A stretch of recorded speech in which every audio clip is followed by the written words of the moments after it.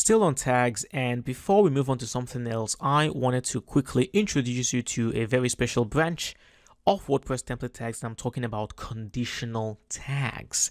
Now, conditional tags are extremely useful because they allow us as a theme developer to first of all check to see if a particular condition or requirement has been satisfied before we go ahead and do something.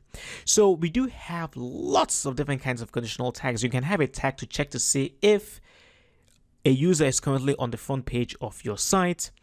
We have tags to check to see if a user is currently viewing a particular post. You can even check by the post ID or the post slug. You can check to see if a particular post is hierarchical. You can check to see if we're currently viewing a sticky post.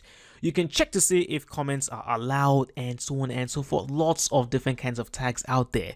You can check to see if a user is currently logged in. You can check to see if a person is actually viewing your site on a mobile device or on a desktop.